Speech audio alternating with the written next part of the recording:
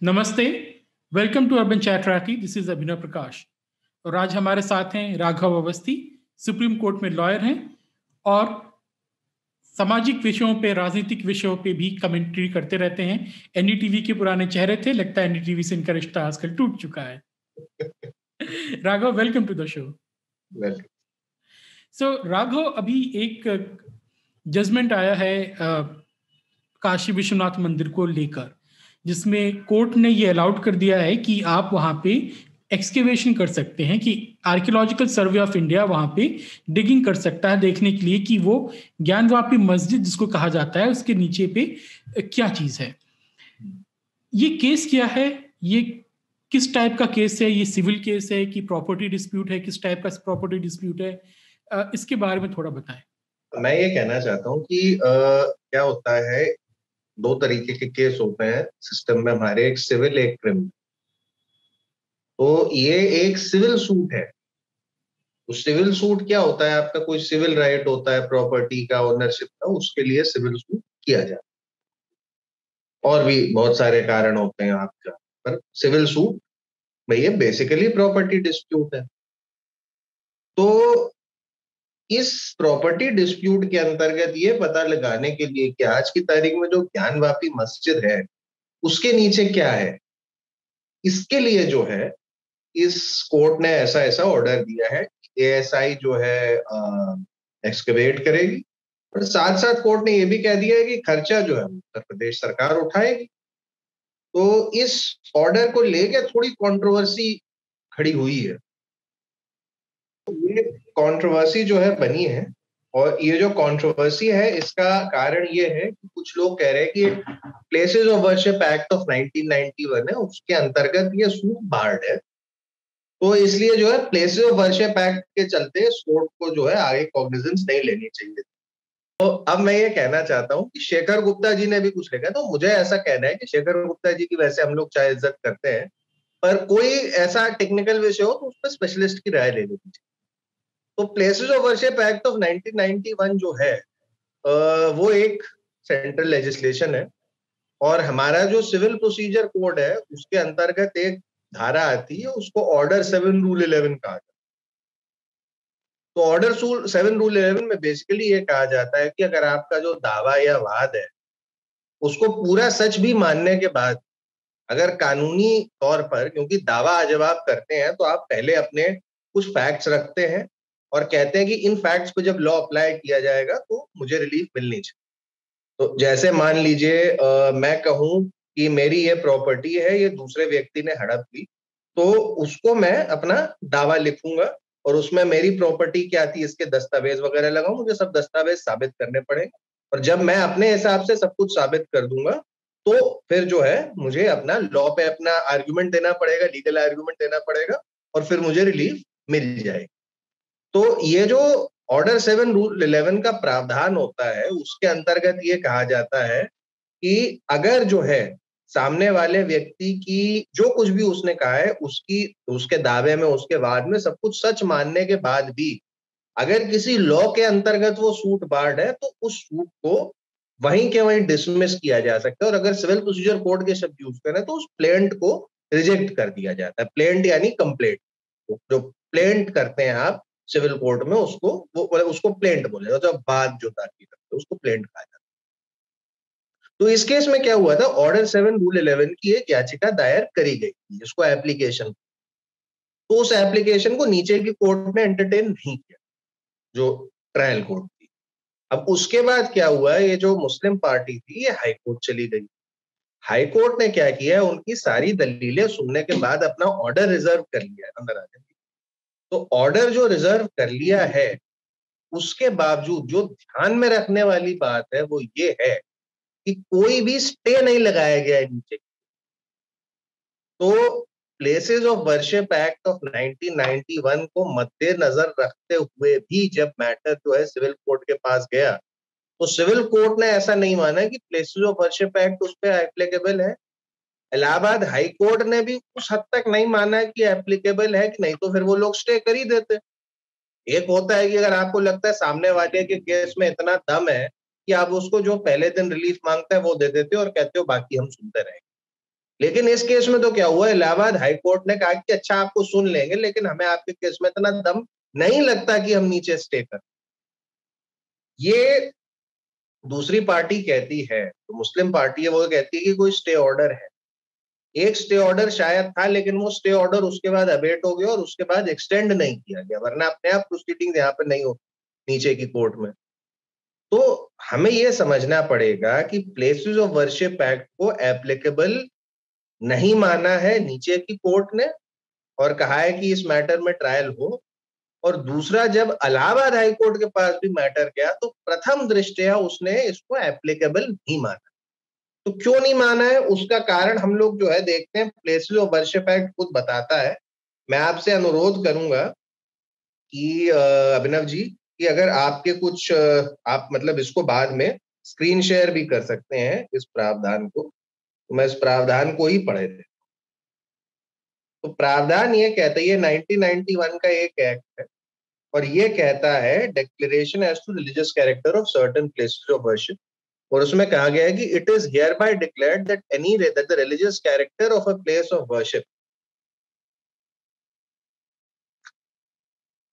existing on the 15th day of 1947 August shall continue to be the same as it existed on that day. और फिर ये लिखा गया, if on the commencement of this act any suit or appeal or other proceeding with respect to the conversion of the religious character of any place of worship existing on the 15th day of August 1947 is pending before any court, tribunal or other authority, the same shall abate, and no suit, appeal or other proceeding with respect to any such matter shall lie on or after such commencement in any court, tribunal or other authority.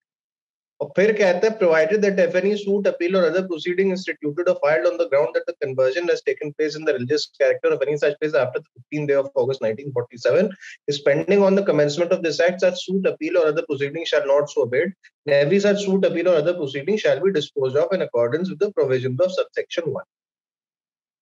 तो इसमें साफ साफ ये कहा गया है कि अगर आपकी कोई रिलीजियस प्लेस के कैरेक्टर को लेकर डिस्प्यूट है जो 1947 से पुरानी है, या आप उसमें ये कह रहे हो कि इसका मेरी जो रिलीजियस प्लेस है इसका कन्वर्जन 1947 से पहले हुआ है, तो उसको जो है कोई कोर्ट एंटरटेन नहीं करेगा।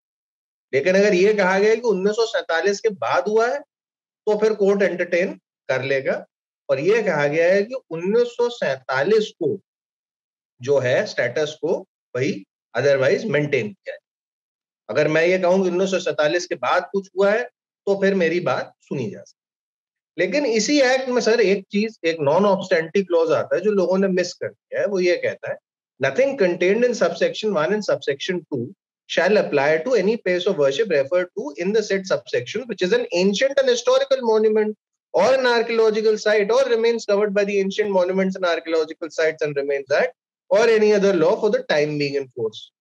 तो इसमें तो साथ साथ किसी एक्ट के अंतर्गत अगर कोई हिस्टोरिकल प्लेस है, कोई ऐतिहासिक महत्व की जगह है, उसको इस एक्ट के एम्बिट से ही बाहर रखा गया है।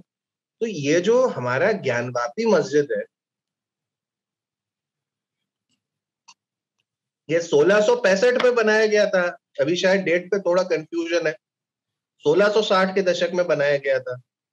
उसके बाद 100 साल बाद जो अभी हमारी जो करंट विश्वनाथ मंदिर की बिल्डिंग है वो बनाई गई थी।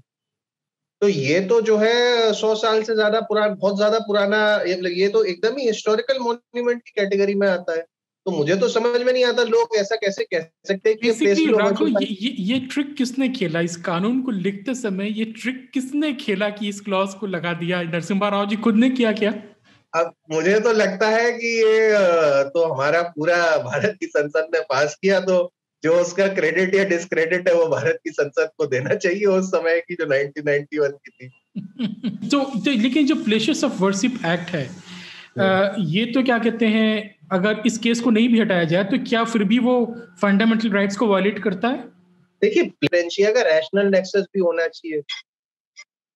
तो जो रैशनल नेक्सस है इस केस में वो क्या है? रैशनल नेक्सस ये आप कह सकते हैं कि बास्केटबॉल खेलने के लिए अगर आपके पास हाइट है तो बहुत अच्छा है, बिना हाइट के आप बास्केटबॉल नहीं खेल सकते। लेकिन अगर भारत सरकार ये कानून बनाती, ये कह देती कि जिस आदमी की आंखें नीली हैं या बाल भूरे हैं वो इस टीम के लिए आवेदन नहीं दे सकता, तो ऑल्दो ये इंटेलिजिबल डिफरेंशिया है, कुछ लोगों की आंखें नीली होती है, कुछ की नहीं होती, लेकिन इसका कोई रैशनल नेक्सस नहीं है एक्ट के ऑब्जेक्ट के साथ। जो भारत सरकार करने वाली है, जो क्लासिफिकेशन कर रही है, उसके साथ कोई इसका रैशनल नेक्सस नहीं है। अब अगर हम इस एक्ट को देखें, इस एक्ट का एक statement of objects and reasons है। तो statements of objects and reason में ये कहा गया है, act to provide prohibit conversion of any place of worship and to provide for the maintenance of the religious character of any place of worship as it existed on the 15th day of August 1947 and for matters connected thereto। अब मैं ये कहना चाहता हूँ कि अगर act का purpose है टू प्रोहिबिट कन्वर्जन, तो ऐसा क्यों है कि एक्ट 15 अगस्त 1947 के बाद का जो है उस पे ही अप्लाई कर रहा है और उससे पहले के पे नहीं कर रहा है। तो 15th अगस्त ऑफ 1947 की जो डेट है, that is completely and totally arbitrary. आप 15 अगस्त 1947 की जगह आपने जो है 10 जनवरी 1953 नहीं किया या 4 जून 1943 नहीं किया, इसका क्या कारण है? तो आपको कहीं ना कहीं इसको जस्टिफाई तो करना पड़ेगा। आज की तारीख में इस एक्ट के खिलाफ एक याचिका लंबित है सुप्रीम कोर्ट में। एक्ट के ऑपरेशन पे कोई स्टे नहीं लगाया गया, ये बात ठीक है, कोई स्टे नहीं लगाया गया है, लेकिन याचिका लंबित है और बिल्कुल याचिका की सुनवाई होनी चाहिए। तो लेकिन ये जो प्लेसेस ऑफ वर्शिप एक्ट है वो कहता है कि जिन मंदिरों को तोड़ के मस्जिद बनाया गया था उनको आप क्लेम नहीं कर सकते, जिस तरह की स्थिति 47 में थी वैसी बरकरार रहेगी।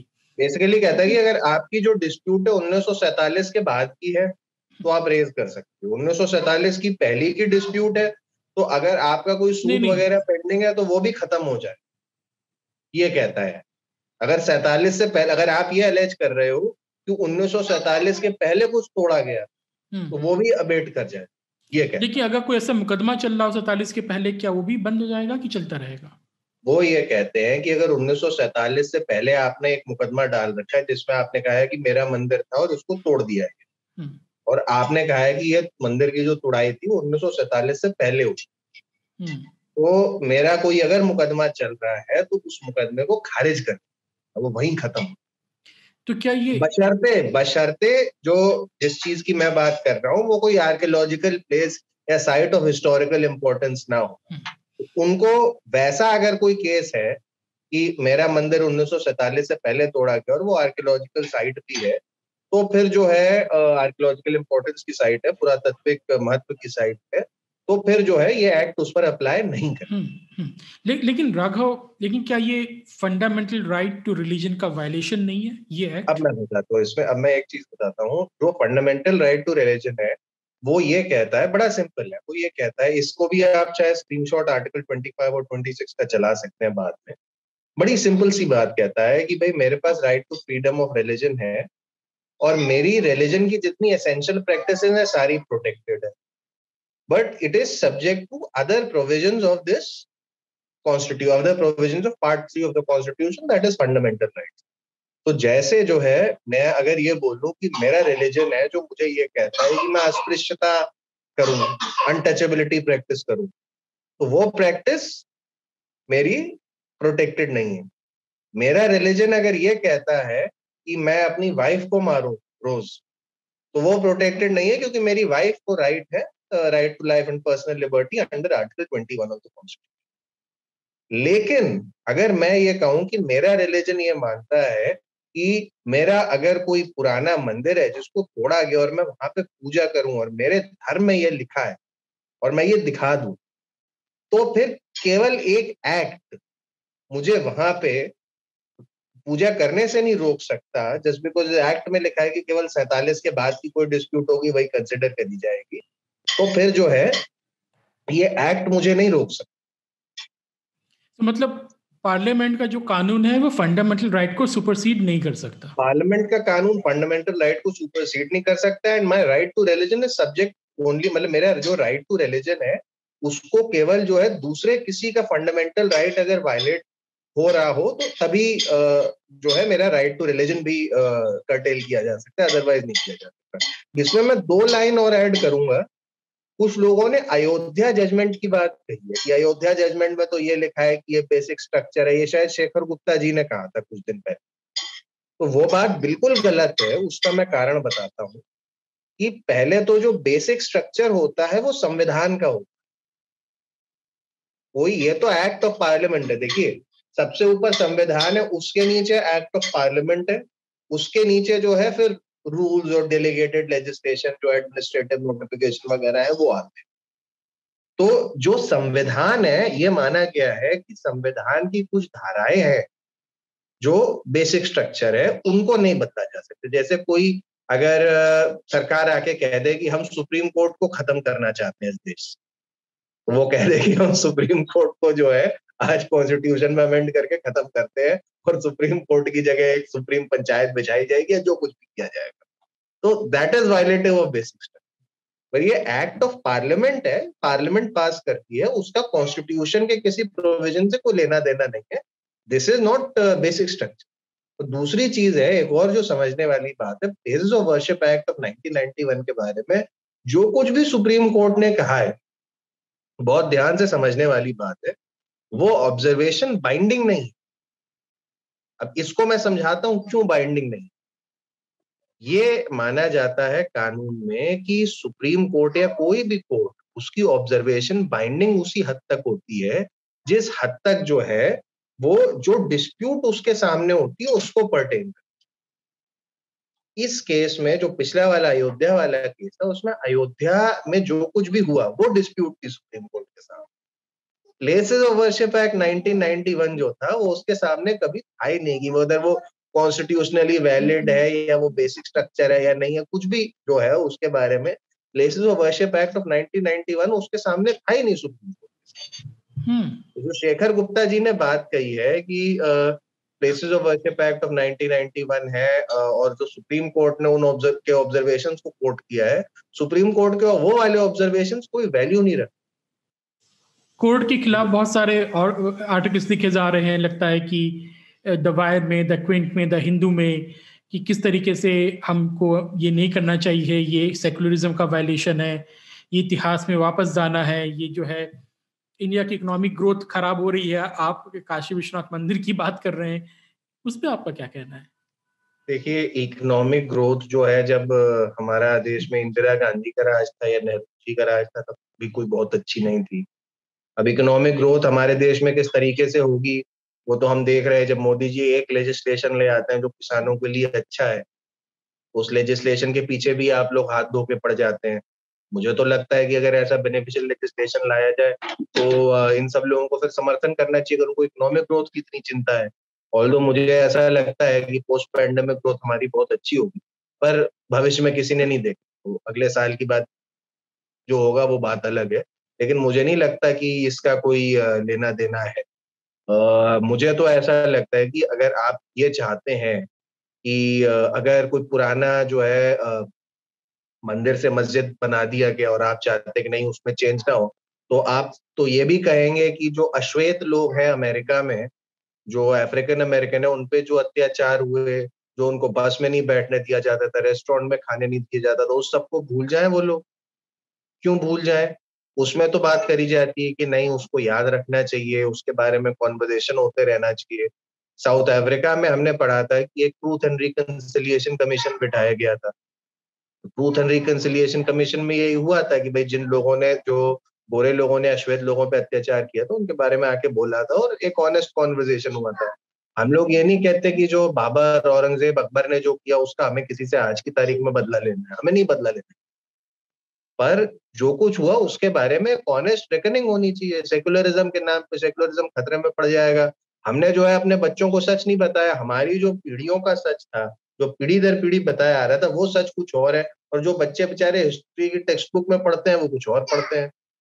और जबकि इस चीज का तो एकदम आप अगर जो ऑड्रे टूच के हिस्टोरियन है उनको पढ़ लें, उन्होंने बहुत साफ साफ लिखा है कि इसको मंदिर को तोड़ के एक मॉस्क मतलब बना। कम से कम ऑर्डर की बात तो मान लो, किसी और की ना मानो तो। उसने उसने तक बोला है कि भाई मंदिर को तोड़ा गया है। हम्म। आप अगर पता नहीं गए, आप तो शायद गए होंगे, और अगर कोई नहीं गया तो मैं उसको कहता हूँ, अर्ज करता हूँ कि जाके देखो कि नंदी जो है उसका चेहरा तो शिवलिंग की तरफ होता है हमेशा।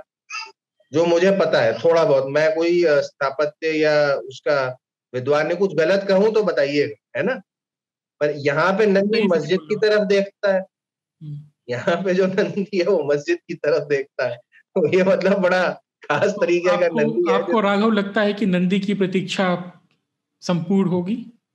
देखिए, नंदी की अगर ये मामला डिस्ट्रिक्ट कोर्ट में चला गया है तो भाई बाबा विश्वनाथ तो इतने पुराने हैं, मतलब वो तो मुझे लगता नहीं कि हम उनके लिए कुछ कर भी नहीं सकते, बाबा विश्वनाथ और नंदी के लिए।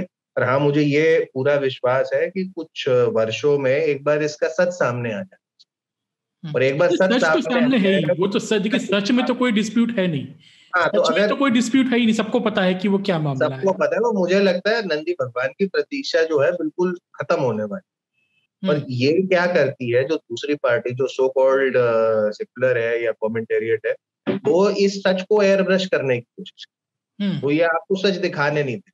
वो जो है फिर वॉट अबाउटरी करेगा, कहेगा कि नहीं तुम तो हिंदू लोग तो जो है पता नहीं जातिवादी हैं और गंदे लोग हैं, तो अगर कोई अपने आप को हिंदू मानते भी हैं तो उनके साथ तो बुरा होना ही चाहिए था। तो इस तरीके की बातें करी जाती है। तो इस कारण मुझे लगता है कि अब ये जो राजनीति थी, अब इसका सेल बाय डेट खत्म हो गया है। Thank you Raghav for talking to us. And ये बहुत इंपॉर्टेंट पॉइंट आपने बताया कि प्लेसेस ऑफ वर्शिप एक्ट यहाँ पे लागू नहीं होता। दूसरा कि फंडामेंटल राइट जो है उसके सामने प्लेसेस ऑफ वर्शिप एक्ट जो है ठहरता नहीं है, क्योंकि फंडामेंटल राइट दूसरे मैं एक चीज और कहना चाहता हूँ, अगर प्लेसेस ऑफ वर्शिप एक्ट लागू होता है सूट पर, ये सूट ऑलरेडी खत्म हो गया होता। एक्ट तो 30 साल पहले आया है, सूट अभी तक चल रहा है। ये इसका प्रमाण है कि अभी तक किसी कोर्ट ने ये कंक्लूसिवली नहीं माना है कि प्लेसेस ऑफ वर्शिप एक्ट उस पर अप्लाई कर। बिल्कुल बिल्कुल। So thank you Raghav for your time. And आपका भी धन्यवाद है। Audience, please subscribe to the channel, please press the notification icon, and also please join as a member. आजकल हम लोग लाइव सेशन भी कर रहे हैं, इसमें मेंबर्स ज्वाइन कर सकते हैं, so you can join the channel as the member. Click the join button. Thank you.